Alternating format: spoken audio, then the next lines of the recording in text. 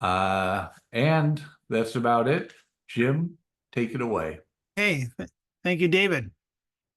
The inspiration for this slideshow was the blockbuster exhibit Manet Degas at the Metropolitan Museum in New York, which ended last January.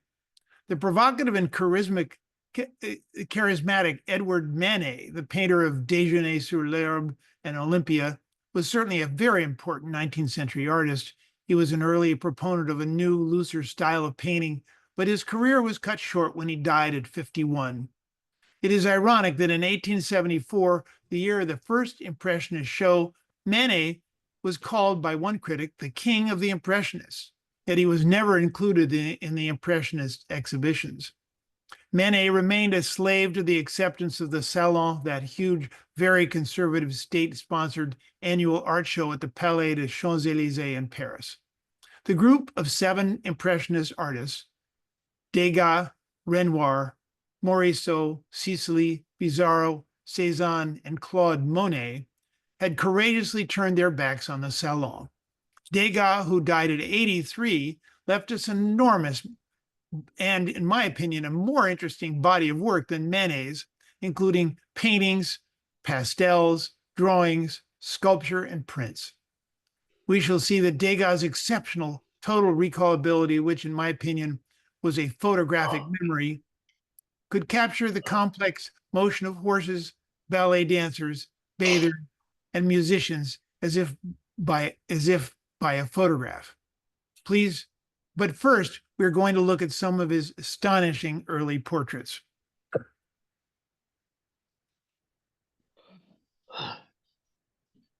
Edgar Degas was born in Paris in 1834 into a prosperous upper middle class family. He was the oldest of 5 children.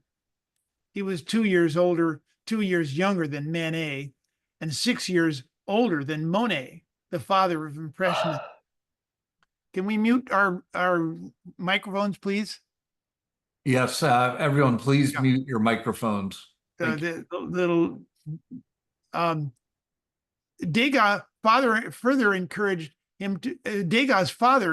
him to pursue his artistic talents, and like most art students of the time, he enrolled in the famous École des Beaux-Arts when he was 20. In the mornings, he was in class at the École, and in the afternoons, he copied the paintings of such artists as Ingres and the Louvre. After 2 years, he became disenchanted with the training at the École and just studied under the artist Nicole Stozzo. This self-portrait, which he completed when he was only 21, shows a precocious ability to capture the personality of his sitter, in this case himself. In his left hand is a chalk holder. He's making a forceful statement about his ambitions as an artist. I love the highlight on his lower lip. This extraordinary group portrait of the Bellini family, his earliest masterpiece, was the result of Degas' first trip to Italy when he was only 22. I show you this image from the exhibition at the Met so that you can understand how large this painting is. He started it when he was 24 and worked on it for 9 years. Degas had stayed with his aunt Laura Bellini when he was in Florence, and he grew fond of her and her 2 daughters, Giulia and Giovanna. He originally intended to do a portrait of the 3 of them and took many studies of them back to Paris with him. His ambitions grew, and he decided to paint a much larger piece, including Laura's husband, Gennaro, for the 1867 Salon. This fascinating psychological study includes the very pregnant Laura, dressed in black, mourning the death of her father, who was Degas' grandfather, pictured in the sepia drawing behind her. Gennaro's chair is turned away from us, and he is clearly preoccupied with his work. The older child, Giulia, under the arm of her mother, is clearly her mother's favorite, while Giovanna, turning to look at her father, her hands on her hips with one leg tucked under her, is the tenuous bridge between the father and the mother. This is such a complex composition, all fabricated from Degas' memory and totally unlike anything being painted by Degas' contemporaries. Notice the reflections in the large mirror over the fireplace. Let's go in for a closer look. Laura has the faraway look of someone estranged from her stern husband, whom she confided to Degas was immensely disagreeable and dishonest, unquote. Look at the beautiful depiction of her hands, one bent on the desk, the other cupped on her daughter's shoulder. Notice the subtle reflection of her index finger on the shiny desktop, and Julia's hands folded on her waist. Look at the loving care with which Degas painted the details of Julia's beautiful white apron and the gilded frame of Degas' grandfather. Julia looks at us with apprehension, sensing the family tension. This astonishing portrait appears to have been overlooked by the critics at the Salon, probably because it was skied or hung too high for close inspection. This is such an unusual portrait of Degas' friend, fellow artist, art lover, collector, and mentor, James Tissot, with his head pushed to the left by the Renaissance portrait of Frederick the Wise in an ornate gold frame, dead center in the composition. We are looking down on Tissot, who looks uncomfortable in his chair, surrounded by a curious assortment of Venetian, Japanese, and contemporary paintings. Tissot's face is diminutive, but it jumps out at us as the only bright spot in this dark painting. The purpose of the long, skinny stick in Tissot's right hand is unclear, except possibly as a pointer for the paintings which are out of reach. This beautiful drawing of Manet was in preparation for one of the numerous paintings which Degas did of his friend.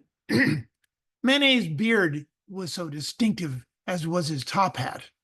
I particularly like Manet's foreshortened right arm and hand resting on his right leg tucked behind his left foot. Manet never did a single painting or drawing of his friend Degas. Since the only portrait I could find of Degas by a contemporary was in a group portrait by Fantin Latour, one could conclude that the shy Degas did not want his portrait painted. This is a portrait of Degas' sister Thérèse and her husband Edmondo. Like the Bellini family, it has a complex psychological meaning. She was in a chronically poor health. They lived a quiet, childless life in Italy. Degas painted this portrait of his sister after she had suffered yet another miscarriage. Worried and fragile, she rests one hand on her husband and the other cradles her chin. Her head is partially in the shadow of her husband.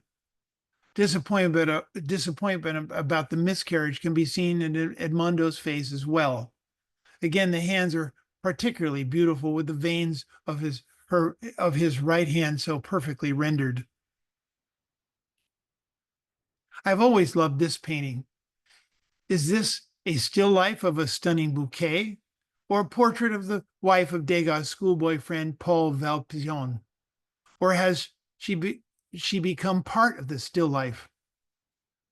The flowers are painted with such specificity that at least 8 different flower varieties can be identified.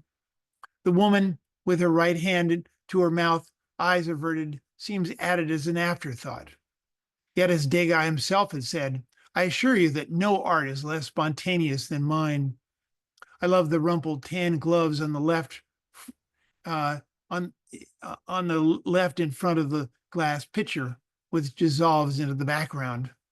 Let's go in for a closer look. Degas wanted to capture her as though it was an intimate, unguarded moment, so similar to many of his portraits. I love her sapphire ring, her diamond earring, and her lacy bonnet, which blends into the flowers. Music was very important in the Degas household, and there were often impromptu concerts after dinner. This is the guitar player Lorenzo Pagan in front of Degas' father. It is Degas' only portrait of his father, and Degas kept this painting in his bedroom until he died. His father had kept the family's original surname Degas when he left Naples to settle in Paris as a banker. It's interesting that the songbook on the piano forms a kind of white collar around Monsieur Degas. I love Pagan's right hand as he strums the strings of the beautiful inlaid face of the guitar. This is music made visible. Degas called this moody piece interior. It's illuminated by a single lamp on the table, which lights up the salmon-colored shiny satin of the sewing box lid as if it were another light source. Degas called this painting his genre piece, and he has left it wide open for interpretation. He wrote, "A painting calls for a certain mystery, some vagueness, some fantasy. Does the sinister man leaning against the door have some evil intent? But the woman has her back to him and does not look frightened. Why is she kneeling on the floor? What about the corset on the floor and the hat and the coat casually draped on the bedstead and the small objects on the table? And the man's top hat on the bureau on the left edge of the painting? I particularly like the care with which Degas has rendered the wallpaper. He never parted with this painting either." In 1872, Degas made an extended visit to New Orleans to visit an American branch of his family. The result was one of his most ambitious group paintings, with a total of 14 figures. His uncle is in the foreground examining a cotton sample. His brother Rene is reading the newspaper, and another brother, curiously out of scale, is leaning back casually on the far left. Degas was a master at complex multi-figure compositions in motion, and you can hear the hustle and bustle of all of the office activities. Let's go in for some details. I love the serious look on his uncle's face as he feels the cotton texture with his thumbs, and the counterclockwise sweep of the top edge of his brother's newspaper, ending with the figures in the back of the room. Degas had a long and intimate relationship with the American expat Mary Cassatt, who greatly admired his work. She wrote, "The first sight of Degas' pictures was the turning point in my artistic life."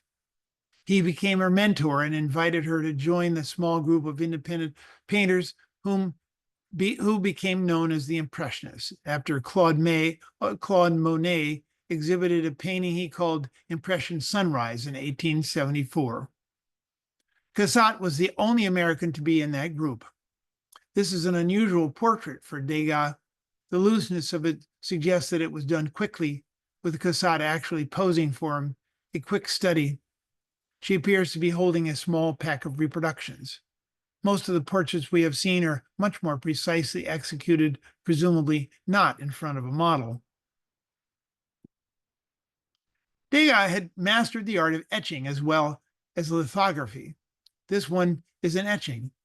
Here is his friend Mary Cassatt again, this time at the Louvre, with her sister Lydia seated with her nose in a guidebook. Degas taught these printing skills to Cassatt, who used his printing press. She also became a master printmaker. Like Cassatt, the reclusive Degas never married, devoted his entire life to his art. He wrote, Mary, I could never bring myself to do it. I would have been in mortal misery all my life for fear that my wife would say, that is a pretty little thing, after I had finished a picture, unquote. He also said, the artist must live alone and his private life must remain unknown. Like most of the Impressionists, Degas was intent on depicting modern life in Paris. This is a scene in the Café de la Nouvelle Athènes, where he often met other artists such as Manet and Marceline Deboutin, who is seen on the right. We are looking at a pair of drinkers whose indifference to each other and their surroundings imparts a sense of modern urban alienation. The woman is the actress Hélène André, who posed for the weary-looking female figure staring into space. It's curious that the tabletops seem to have no supports. The Manet-Degas show at the Met was intent on comparing the two artists' friends, and I could not resist showing you these two paintings together. Manet used the same model and the same café, resting her head on her wrist, ignoring her plum brandy and cigarette, staring into space. She nevertheless communicates none of the ennui of the Degas. I think the comparison is dramatic. This is the last of the group portraits I will show you, and I think it's particularly fascinating. This is his friend, the Vicomte Ludwig Napoleon Lepic, a member of the Napoleon aristocratic family, out for a walk with his two daughters and their dog. They seem to be walking to the left, but Lepic, umbrella tucked under his arm and lighted cigar in his mouth, has suddenly turned to the right. He is certainly not engaged with his daughters in their elegant black chapeau and their beautiful dog caught in silhouette. Once again, the father's indifference to his daughters adds a psychological component to the group portrait. This painting, with its large empty space and severe cropping, makes it so unusual and appealing. And it's an intro to Degas' world in motion. He has definitely caught these figures in motion. Degas had an early interest in depicting horses, and when he was in Italy, he copied the equestrian paintings of the 14th century artist Paolo Uccello, among others. The middle of the 19th century was the golden age of horse racing in France, and Degas was eager to capitalize on that market. It's tempting to assume that Degas used photographs, but the state of personal photography at that time was very primitive, and the slow film was not good at capturing motion. Degas had an uncanny ability to capture scenes from his memory of moving horses with their knobby legs and their colorful jockeys. The steeplechase event was particularly dangerous. This is such a dramatic scene with not one but two riderless horses and an unconscious jockey about to be kicked by a horse flying over him. This time, Degas' image is from a position on the track where he presumably would not have been allowed to stand. The dramatic perspective lines of the railing and the decreasing size of the horses draw us deep into the picture, where we see a skittish horse which is barely being controlled by his jockey. I love the pattern of the shadows of the backlit horses and the white parasols of the fashionable ladies in the stands. Degas was attracted to the pomp and social ritual of the track. We will see that aside from this one, most of Degas' horse scenes are shadowless. This is a similar view, but much more colorful. Here we are up close to two skittish horses, with all four of their spread legs in the air at the same time. It turns out that it is impossible, as we shall see in a minute, but to portray a horse in motion was a challenge which Degas took up willingly. Again, he has captured the fashionable audience in the stands, and again, his point of view is from the racetrack. Degas made numerous wax models of horses, the legs of which he could place in various positions as an aid in composing his complex equestrian scenes. The horse sculptures were never meant to be sold, and they were only cast in bronze after his death. In 1878, Leland Stanford commissioned the photographer Edouard Muybridge to capture the precise leg movements of a horse in motion. Muybridge set up a series of large view cameras to be triggered by tripwires, and for the first time in history, it could be conclusively shown that a galloping horse only has its four hooves off the ground when they are together, as in pictures 2 and 3. This informed all of Degas' future horse paintings. This one is titled Jockeys at the Racecourse, but it is just as much about the elegantly dressed couple in the foreground, the man in a formal cutaway coat and top hat, the woman in a fancy gown. In contrast with the black and brown of the couple are the brilliant red, yellow, and blue silk shirts of the jockeys. It's unlikely that the couple would ever be this close to the horses, but they are an integral part of the racing scene. Degas became fascinated with the idea of his subject looking at us or the other elegant spectators through the field glasses. It is not clear what the two white posts are for. Here's another study he did for the lady with the field glasses. She's in a beautiful dress fringed with white lace. Her left arm supports and steadies her right as the field glasses were heavy. I love the two highlights on the lenses as though they are great big eyes. Degas was a consummate draftsman. Here we see the legs of the horses in various positions. It is clear that he has studied the anatomy of horses in great detail, even if his paintings are much looser. Most of Degas' horse scenes are of the races, but this beautiful frieze-like composition is of the trainers. Each horse is in a different pose, from the very calm horse on the left to the agitated one on the right. The narrow band of landscape in the back is very impressionistic. It is curious that there are no shadows under the horses, clearly not of interest to Degas, who floats them in a beautiful pastel pasture of green and pink. Degas continued with the horse theme throughout his career. I love this beautiful pastel with the rain beating down on the 5 horses in diminishing size, each in a subtly different position. In this one, we are particularly aware of the interesting negative spaces between the legs of the horses and the rich browns set off by the brilliant green of the wet grass. Negative space is a space left over around an object, and these shapes can be interesting on their own. Degas is not known for his landscapes, but he certainly excelled at them. This one he did when he was only 22. Like John Singer Sargent, he used his biggest brushes for much of the painting, with the texture of the paint quite prominent in the foreground, and his smallest brushes to paint the details of the castle in the distance. I particularly love the gradations of color in the sky, from the warm whites at the horizon to deep cerulean blue at the top of the painting. Degas was not a plein air painter, and he was critical of the Impressionist focus on landscapes. He said, "Never work from nature, always from memory."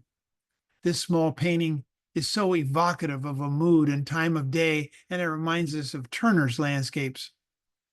Without the suggestion of a few tiny boats on the horizon, this could almost be a modern abstract. Degas did several paintings of St. Valery in Picardy, where his family had often vacationed. Dark and moody, the herd is returning at the end of the day. It shows the influence of Gauguin, whom Degas much admired. One final landscape, a beach scene, is so unusual for Degas, who thrived on the unusual. This could be a Monet, who did many similar beach scenes, until we get into the details. This complex composition of many figures was composed in his studio. Here the nanny is combing out the young girl's hair after she has been swimming. We can see her wet bathing costume drying on the sand, her white bonnet flung casually on the beach near her feet. The nanny's green umbrella creates an interesting negative space in the lower right.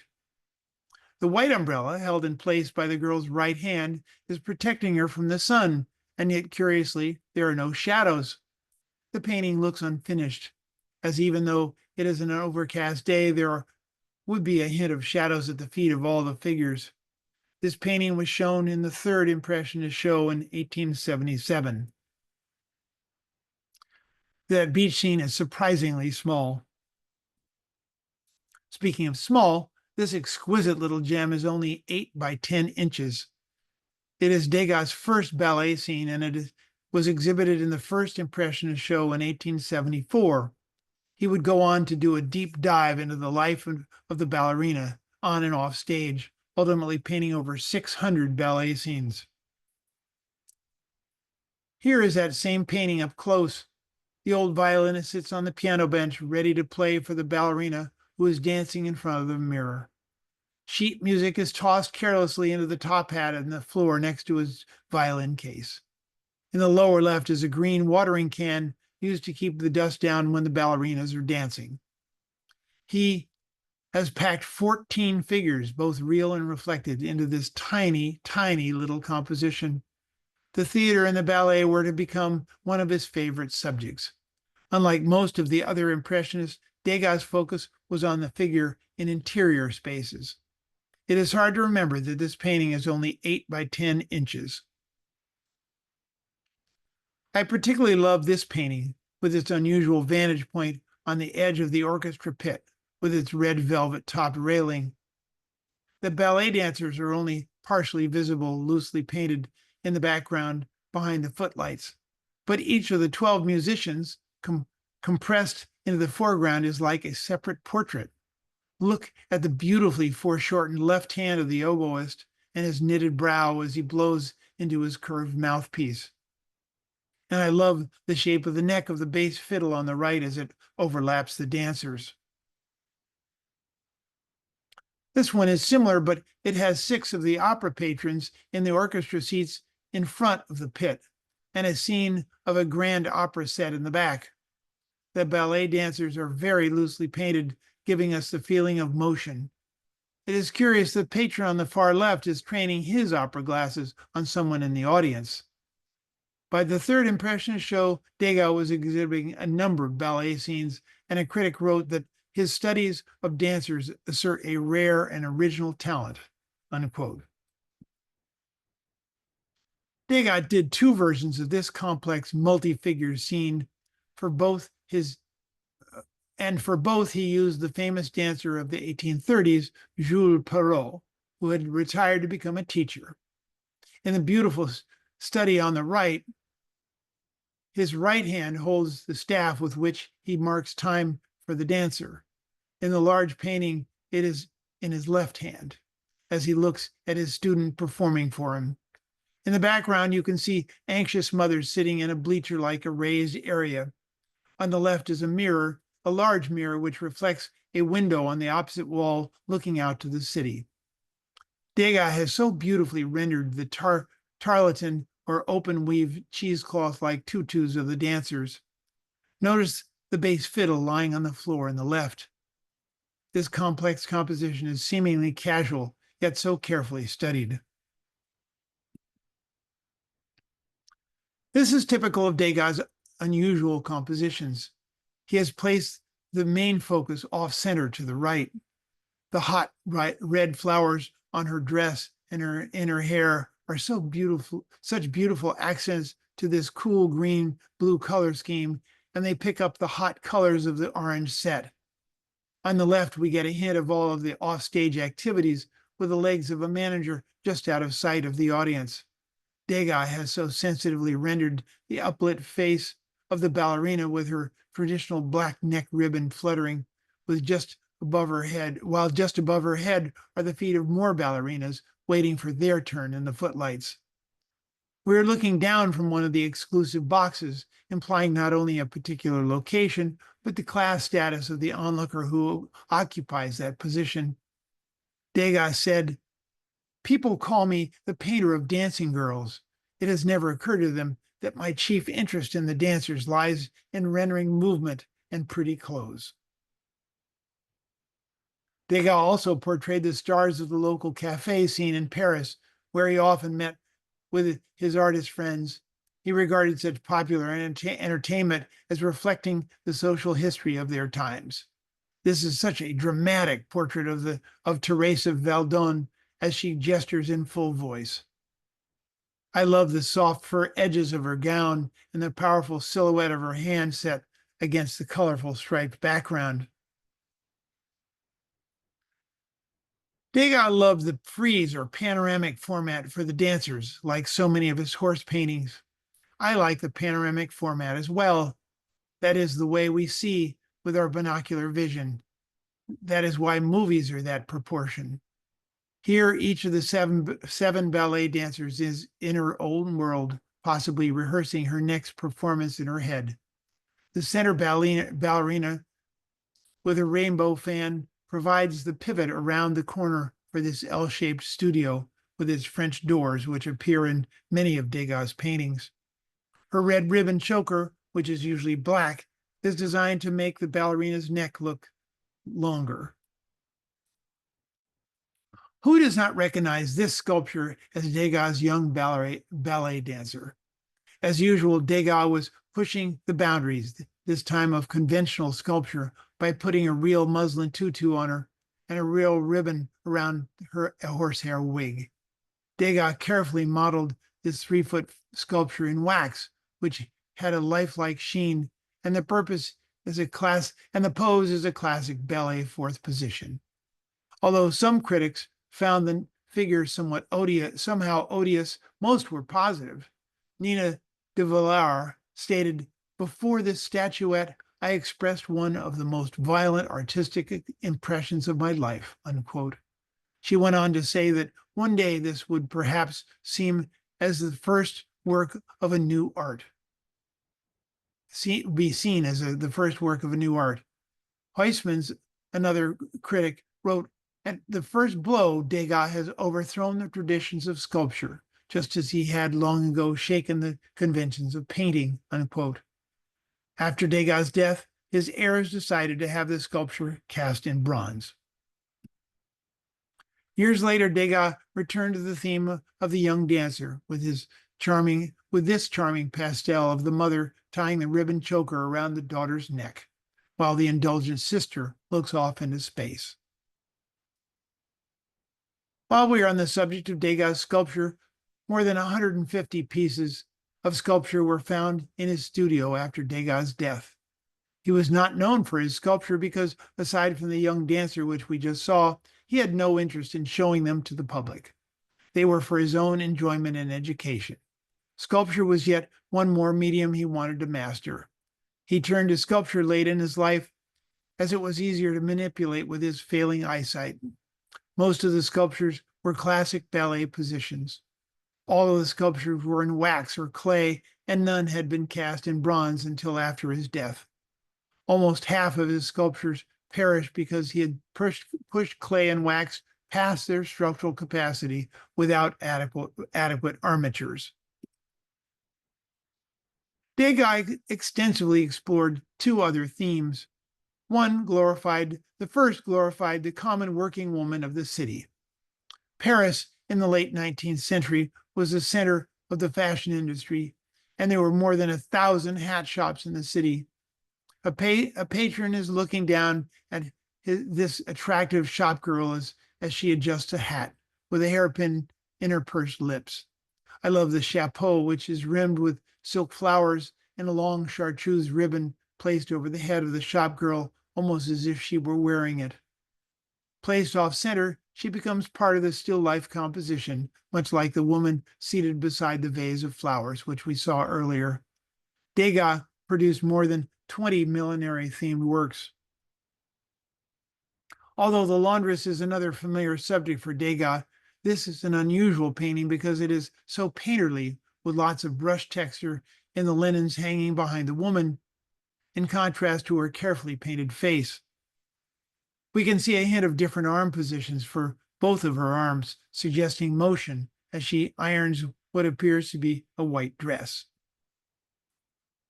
More typical of Degas' style of painting, this is such a beautiful study in neutrals. The various garments hang backlighted above of the woman in a polka dot blouse ironing a shirt. The one which she had just finished with its stiff starched shirt front and collar sits on the table in front of the bowl of water. I love Degas' sensitive rendering of the woman's face in profile and her hand on the hot iron. This painting is such an intimate scene of two laundresses who appear to have been working all night and are bone tired. Is that water or wine in the bottle? It is unclear what the red object on the table is. The woman on the right, with both hands on the iron, seems to be truly exhausted. Again, Degas is experimenting with his technique, this time applying the pastel paint colors so that the texture of the tan unprimed canvas is showing through the pigment. Degas painted at least 30 scenes of laundresses. The second theme, which Degas focused on late in his life, is the body of the naked woman. Unlike other Impressionist artists like Renoir, who painted naked women in classical poses, Degas looks at them in their most intimate settings, the boudoir and the bath. Very often, as in this one, the woman is anonymous with her back towards us as she climbs into bed without her nightclothes, but with the nightcap. This complex pose with the right knee bent in an awkward position and her right hand braced on the mattress looks so convincing. Her nakedness implies the possibility of an upcoming romantic encounter. Degas did many studies of women before, during, and after the bath, and towards the end of his career, he relied heavily on pastel or oily chalk as his medium. He once remarked, "Fortunately for me, I have not found my method. That would only bore me," unquote. His pastels, like this one, emphasize the lines of the chalk, and in the upper right, he has cross-hatched in complementary colors of red, green, and green to create a fascinating texture. He wrote, "I am a colorist with line. The sweep of the towel contains her torso in a nice way." Degas' palette of pastel colors tends to be more vivid than his oil palette. In this one, the right quarter of the painting is a still life of intimate objects connected with the bath, like a pitcher of hot water. The woman is taking a sponge bath with no water in the tub. Unlike so many of his contemporaries' paintings of nudes, which focuses on the sensuality of a woman's breasts, Degas' nudes are focused on a woman's back, with only an occasional profile of a breast. Her skin tones are particularly beautiful. In this one, we see the same objects, the brush and the red fabric, but now the woman is dressed and making final adjustments to her hair and her bonnet. It is a particularly powerful composition with very intense blues in the upper left and on the underside of the hat. The skin tones of her back are so subtle. Look at the gold bracelet on her left wrist and the white edge of the hat as it sweeps across her head. The profile of her face is perfect. In 1886, when Degas showed a suite of nudes, including this pastel, at the 8th and final Impressionist exhibition, critics viciously attacked the awkward poses of his subjects. The crouching posture of this nude woman, wetting her sponge in a shallow tub, was certainly unconventional. This one has a much more muted tones than most of Degas' pastels. After the show, Mary Cassatt bought this piece for her own collection. In this one, with a woman sitting on a towel next to an upholstered chair in her bedroom, combing out her auburn hair, Degas has built up numerous layers of pastel to blend the colors, beautifully portraying the richness of the skin tones. As usual, we don't see the woman's face. By the turn of the century, Degas had become almost as famous for his nudes a la toilette as for his ballerinas. He made more than 200 pastels, as well as oils, lithographs, and charcoal drawings of the bathers in the last 2 decades of his career. This one captures a somewhat awkward pose as she dries her left side with a towel. Notice the hot reflected light on her back from the orange robe. Degas' late ballerina paintings focused mostly on the backstage dancers waiting in the wings for the moment they will be entering the stage, expending nervous energy. Degas had already begun to have trouble with his eyes in his 40s. He was suffering from a progressive left central scotoma, which affects the acuity of the center of vision. This condition was and still is untreatable. He painted this one, Dancers in Blue, in 1890 when he was 56. Although he may have been influenced by the brilliant colors of the Fauves, like the young Henri Matisse, we are seeing much more use of black and brilliant contrast, which could be the effects of his failing eyesight. This did not stop him from painting, but his output fell off sharply after the turn of the century. This composition, looking down on 4 dancers adjusting their costumes, became a favorite of his, and he repeated it a number of times. The multicolored dabs of paint on the upper portion of the painting could have been experimentation with pointillism. Seurat had painted his famous La Grande Jatte only a few years before. Here are 2 more versions of the same scene. The drawing on the left, with its limited color palette of sepias and white on tan paper, could be seen as a study for the brilliant pastel on the right. Again, we see the vertical strokes of the pastel in a stunning blue and green color scheme, contrasting with the pale skin of the dancers. One of them holds on to the edge of a set as if she were having a brief sinking spell. This complex composition, tightly cropped, with 2 of the dancers' heads cut off by the edge of the paper, is Degas at his finest. As I mentioned, at the end of the century, Degas' productivity fell off dramatically, and he became more and more withdrawn and despondent. He wrote of long intervals where he was unable to see, feeling guilty, stupid, and unworthy. This colorful piece, a frieze of dancers in motion, waiting in the wings, with one girl leaning over to retie her ballet slipper, looks so familiar, and yet anyone familiar with Degas' work would say that his artistic output was in decline. Degas pasteled this scene in 1907 when he was 73, and it is one of the last pieces of note for an artist with a long and storied career. It was a colorful frieze of his beloved ballerinas. In his last years, even though he had stopped creating, his reputation continued to grow. In 1911, 19 of his paintings were accepted directly into the Louvre, an honor usually reserved for artists after their death. In addition to his failing eyesight in his 70s, his physical health had started to decline. And at 80, he had long lost his enthusiasm for travel, but he continued to walk in the streets of Paris.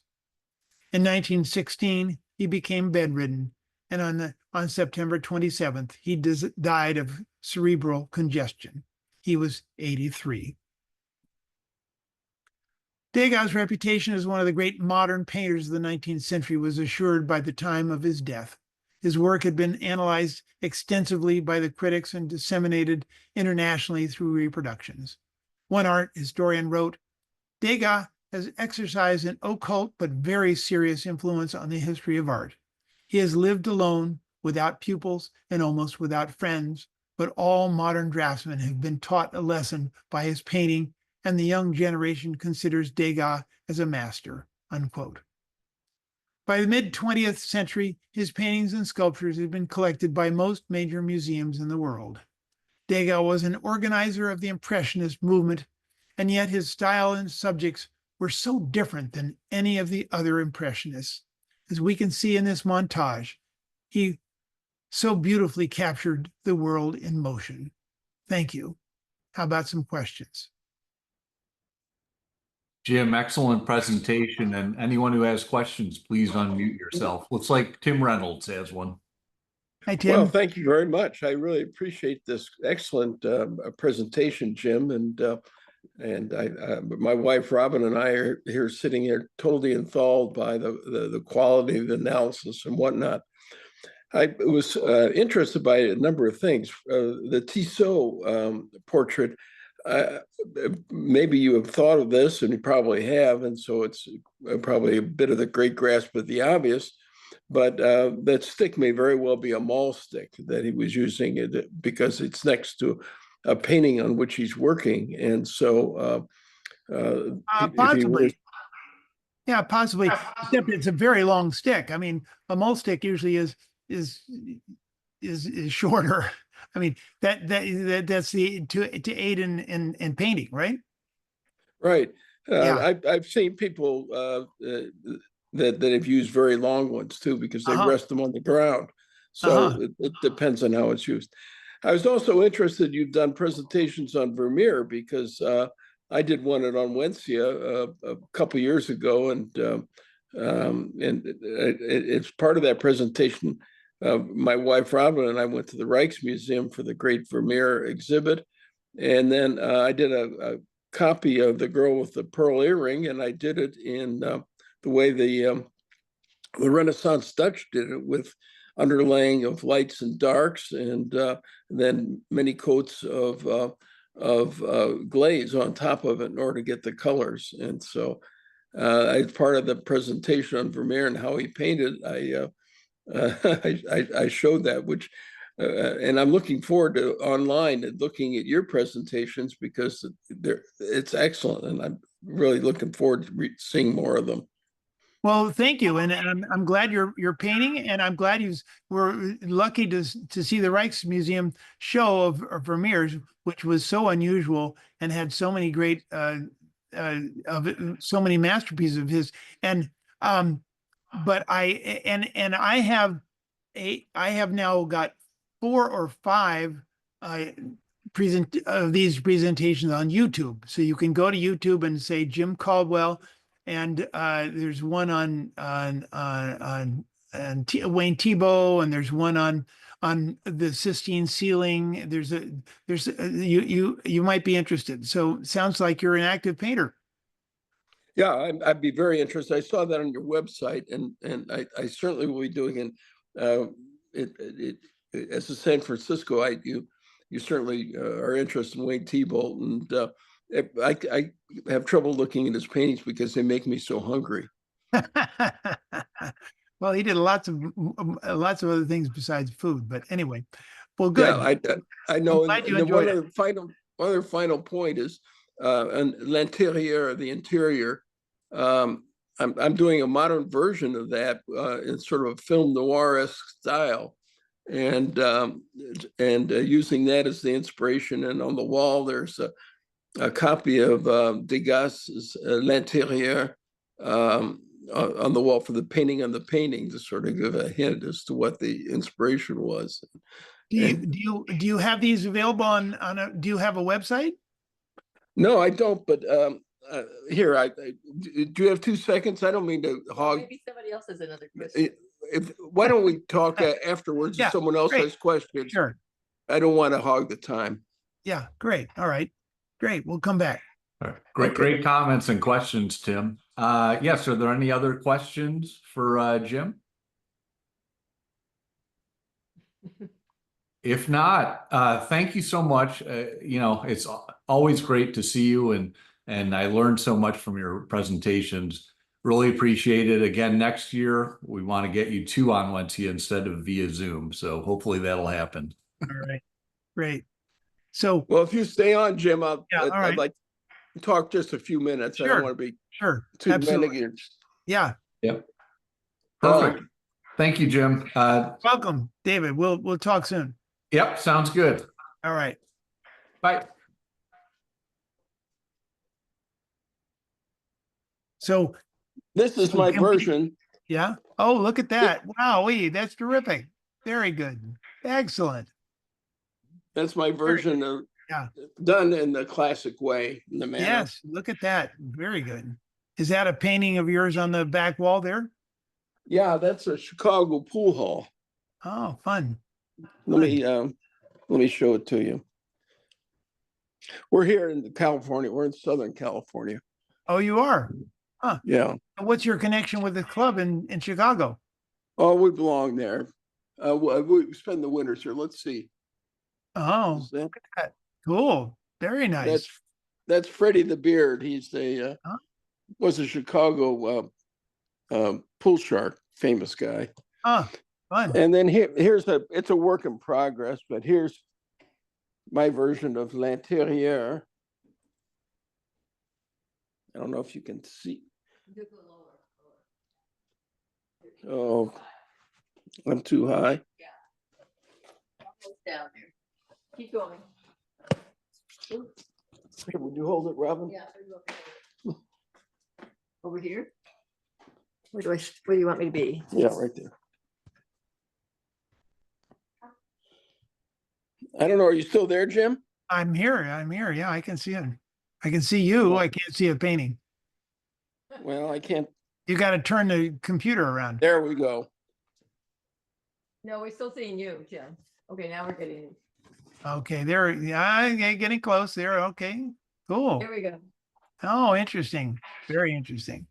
Well, see, there's my little Yeah. I see painting it. the painting, and then Yeah. Fun. and then here's I'll be this darned. lady's. It keeps changing. Well, it's not doing a very good job. So does the Chicago Art Institute have some good Degas? I bet they do, huh? Oh yeah, they do. And we were just recently at the National Gallery this summer, and we saw the dancer, the little sculptures. Oh yeah. And they have about 4 or 5 of them. Yeah. Some of which are clothed, and some of which are not clothed. And they were great fun to sketch and to draw. So yeah. Well, great. I'm glad you're actively in the art and creating and with pencil and paint. I'm in in awe of your talents. And Oh, so, well, thank you. Thank you. All right. Well, we will. my wife, Robin, there's one question. Yes. The beach, the small beach scene, you're saying it's a nanny, not the mother. And I presume that's because of her clothes. She's considered a Yes, nanny. right. Yeah, yeah. It must be the nanny. Yeah, because then that would be so typical of the time, right? The Yeah. nanny yeah, I guess it could be the mother, but the clothing definitely looks like Well, like a nanny. The nanny. Okay, turn. Yeah, yeah. All right. Well- Well, we will maybe we'll meet someday in person in Chicago or somewhere. Or when you're Well, up our in daughter's in San Yeah. Francisco, and maybe Oh, well, good. maybe I could buy you a lunch sometime. And Yeah, we'd yeah, go up come there. by and see. I come to by my studio. I'll show you some of my tricks. Where exactly are you? We're in the city? Woodside. We're right next to Stanford, just down on the peninsula. Yep. Yeah. So south of the airport. Yep. Yeah, yeah. Great. All right. Tim, I will look forward to meeting you in person. Well, I look forward to seeing you in person and seeing your Yeah. studio. Thank you very much You're welcome. for everything. Bye-bye. Bye.